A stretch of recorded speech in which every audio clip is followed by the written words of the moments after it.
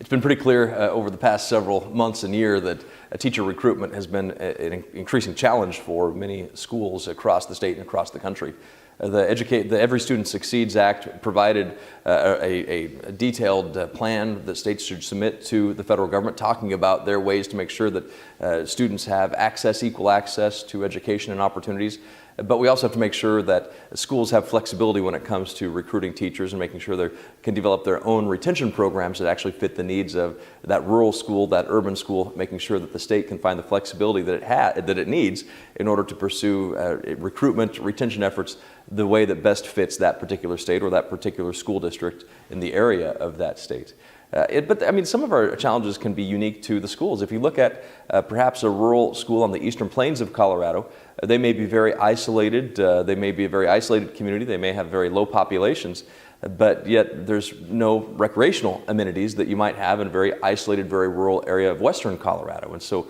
when it comes to teacher recruitment efforts, retention efforts, I think there is a difference even within the state of Colorado from a western slope perspective, where there may be more recreational opportunities, more opportunities to get out for recreation, entertainment activities than you have in the eastern plains, particularly in areas of eastern and southeastern Colorado. So I think each state has to have the flexibility that they need in order to provide the kind of retention and recruitment efforts they have. New Jersey, for example, is pursuing a marketing campaign trying to work on recruiting teachers. I think Arizona and some other states are working on better teacher induction programs, those kinds of things. But we have to make sure that Washington recognizes that not all states are the same, not all school districts are the same, not all communities are the same, and make sure that there's enough flexibility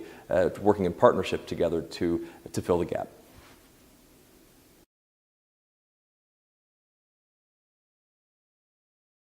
You know, if you look at what we face right now across the country, about 6.6 million students are enrolled through an IDEA program or plan. That's about 13.3% of our student population in public schools in IDEA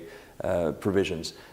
One of the challenges we face when it comes to rural areas is making sure we have the skilled staff and the qualified staff necessary to identify students on the spectrum and where they fall to provide the kind of tailored approach that they need to get the best education outcomes possible. In rural Colorado, this can be a unique challenge. We just talked about teacher retention efforts and that staff shortage issues that we have to address. I think Washington can work with states to make sure that they provide that qualified training, that qualified recruitment efforts, doing so in a way that reflects what the state is looking for, what the state needs to fill those needs. But I think it's also one of the opportunities we have in rural Colorado, rural America really, is no matter what end of the spectrum a student may be on, where on the spectrum a student may be, it's a great opportunity for particularly rural schools to get to know those students because they're in our community, they're our neighbors, there's not that many of us, and so the opportunities to integrate that student into the overall student population, I think, can be a little bit easier perhaps,